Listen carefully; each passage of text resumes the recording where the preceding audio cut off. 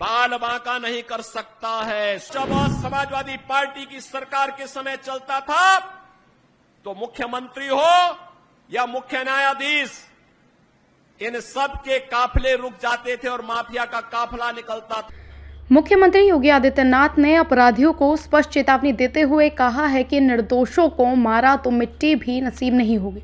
उन्होंने जनसभा को संबोधित करते हुए जनता से अपील की है कि पश्चिमी यूपी में जिन लोगों की गर्मी शांत कर दी गई है उन्हें दोबारा गर्म नहीं होने देना चाहिए। योगी आदित्यनाथ ने कहा कि अच्छा नेतृत्व देश को जहां बुलंदियों पर ले जाता है तो वहीं गलत हाथों में सत्ता देने से दरिद्रता आती है।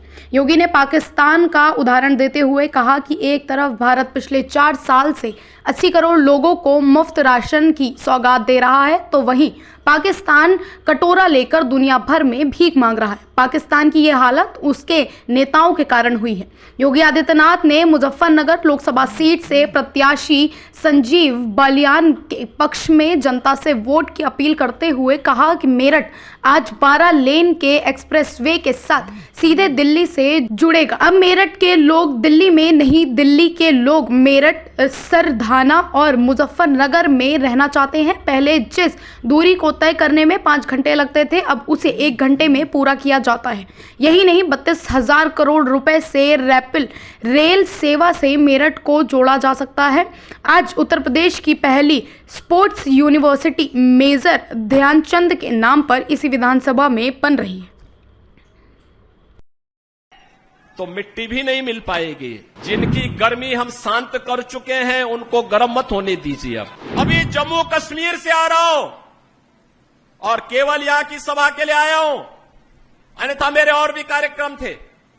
मैंने कहा नहीं, मैं जाऊंगा सरधना में, मैं इस बार जरूर जाऊंगा, 24 में मैं जरूर जाऊंगा।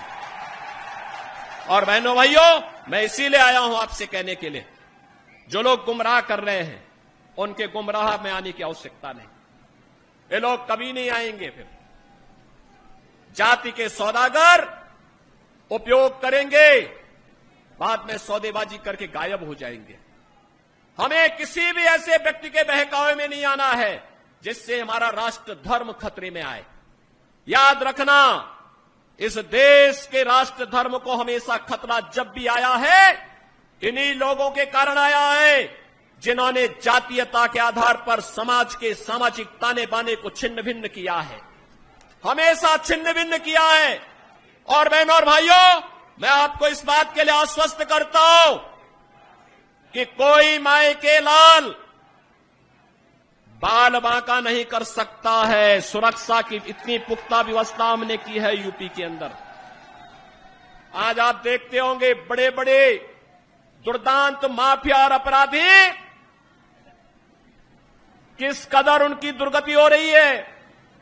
आप देख रहे होंगे जिनके नाम से ही लोग कर्फ्यू जैसा माहौल होता था, आज उनकी दुर्गति क्या है हर व्यक्ति देख रहा है।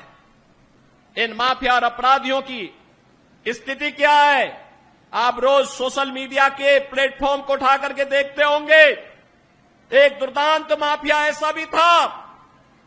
बहनों और भाइयों, जब समाजवादी पार्टी की सरकार के समय चलता था तो मुख्यमंत्री हो या मुख्य न्यायाधीश, इन सब के काफिले रुक जाते थे और माफिया का काफिला निकलता था। और जब हमने कार्रवाई की उस माफिया के खिलाफ और उसको रगड़ करके कोर्ट के सामने प्रस्तुत किया तो उसकी पैंट गीली हो गई थी,